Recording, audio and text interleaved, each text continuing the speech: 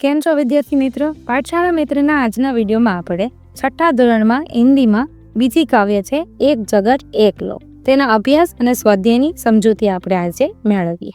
अभ्यास प्रश्न नंबर 1 है, निम्नलिखित प्रश्नों के उत्तर दीजिए। पहला प्रश्न है, एक जगत एक लोक ऐसा कवि ने क्यों कहा है? यह संसार एक मानव लोक है। एक ही चंद्रमा सारे संसार में अपनी चांदनी फैलाता है। एक ही सूर्य सारे संसार को प्रकाशित करता है। दुनिया के सभी लोग एक ही धरती पर और एक ही आसमान के नीचे रहते हैं। इस प्रकार प्रकृति के तत्व में हम सबके लिए एक है, इसलिए कवि ने एक जगत एक लोक कहा है।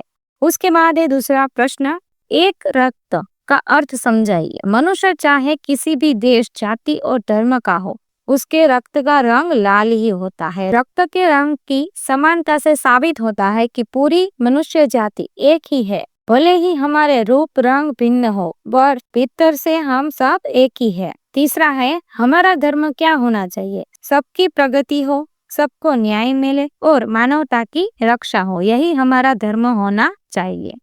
उसके बाद है, हमारा जीवन एक सुख दुख की कहानी है, ऐसा कवि ने क्यों कहा है? सभी मनुष्यों के जीवन में कभी सुख के दिन आते हैं तो कभी दुख के दिन देखने पड़ते हैं। किसी का भी सारा जीवन न पूरी तरह से सुखी होता और न दुखी। जीवन में बारी बारी से सुख और दुख आते रहते हैं, इसलिए कवि ने कहा है कि हमारा जीवन एक सुख दुख की कहानी है।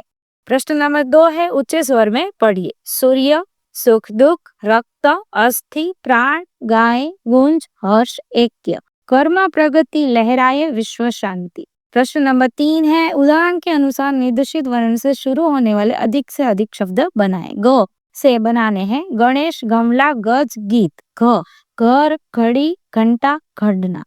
च है चरखा, चमचा, चरण, चटाई। म से आएगा महल, मकान, मक्खन और मोर। उसके बाद है शब्द सारणी। पहला है महाभारत। महाभारत एक महाकाव्य है। पारसी अग्नि की पूजा करते हैं। हिंदू मंदिर में जाते हैं। मस्जिद है, मुसलमान मस्जिद में नमाज पढ़ते हैं। मंदिर, यह राम का मंदिर है। अवेस्ता पारसियों का धर्म ग्रंथ है। रामायण हिंदुओं का धर्म ग्रंथ है। मुस्लिम, ईद मुस्लिम त्योहार है।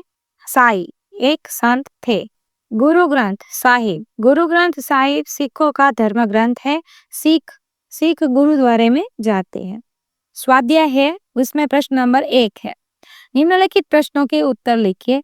पहला है, इस काव्य में प्रकृति के कौन कौन से तत्व है? इस काव्य में प्रकृति के तत्व चंद्रमा, सूर्य, भूमि, आकाश, हवा और पानी है। दूसरा है, काव्य का ऐसा शीर्षक एक जगत एक लोक क्यों रखा गया है? पूरे विश्व को एक ही सूर्य प्रकाश देता है। विश्व में एक ही हवा चल रही है और पानी भी एक ही है। सबके जीवन में सुख और दुख समान है। सभी मनुष्य का शरीर मांस और हड्डियों से बना है। इस तरह कवि ने पूरे विश्व की एकता सिद्ध की है, इसलिए इस काव्य का शीर्षक एक जगत एक लोक रखा गया है। तीसरा है, आप इस काव्य को और कौन कौन से शीर्षक देना चाहेंगे? हम इसके अलावा काव्य को ये शीर्षक देना चाहेंगे, एक विश्व एक धरा तथा हम सब विश्व बंधु।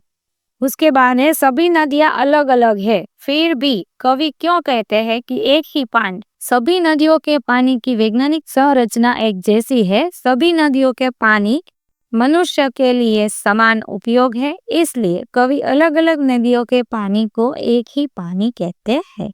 प्रश्न नंबर 2 है, विलोम अर्थ वाले शब्दों के जोड़े बनाएं और उदाहरण के अनुसार वाक्य में प्रयोग कीजिए।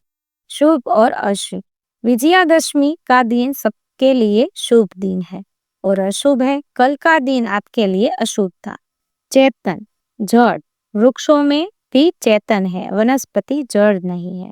जीवन, मृत्यु। औषधियाँ हमें जीवन देती है और मृत्यु, औषधियाँ हमें मृत्यु से बचाती है। स्वामी और दास। ईश्वर सबका स्वामी है, वह किसी का दास नहीं है। प्रकाश, अंधकार। सूर्य हमें प्रकाश देता है, दीपक अंधकार का नाश करता है।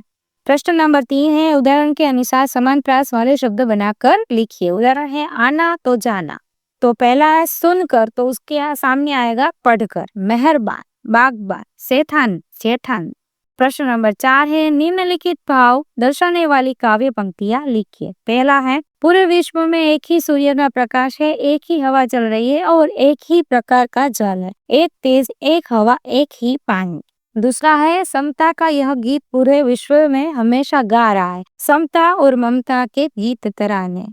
प्रश्न नंबर 5 है समानार्थी शब्द ढूंढकर घेरा बनाए और लिखिए। लोक, उसके सामने है विश्व, दुनिया, मान, सम्मान, प्रतिष्ठा, निशान, चिन्ह, संज्ञा, हाथ, हस्त, पाण, अंबर, आकाश, आसमान, गगन। छठा प्रश्न है प्रश्न 5 में दिए गए कोष्टक में से आपने जो समानार्थी शब्द ढूंढे हैं उनका वाक्य में प्रयोग कीजिए। पहला है विश्व, सारा विश्व एक है। दुनिया, दुनिया में बहुत से देश है। सम्मान, हमें बड़ों का सम्मान करना चाहिए। प्रतिष्ठा, अच्छे कामों से हमारी प्रतिष्ठा बढ़ती है। तीसरा है चिन्ह, यह किसी के पैर का चिन्ह है। संज्ञा, दरवाजे पर कोई संज्ञा नहीं है। चौथा है हस्त, हस्त की शोभा दान है। पानी, सीता ने पानी से पानी दिया। उसके बाद है आकाश, आकाश का कहीं अंत नहीं है। आसमान का रंग नीला है। धीरे धीरे गगन बादलों से छा गया। उसके बाद है प्रश्न नंबर 7, नीचे दिए गए हुए चौरस में उदाहरण के अनुसार संज्ञा शब्द बनाए और उनका वाक्य में प्रयोग कीजिए। फूल, यह फूल सुंदर है। कमल, तालाब में कमल खिले हैं। सागर, सागर की शोभा दर्शनीय है। भारत, भारत एक विशाल देश है। हिमालय, हिमालय सबसे ऊंचा पर्वत है। आरती, मंदिर में आरती के समय बहुत भीड़ होती है।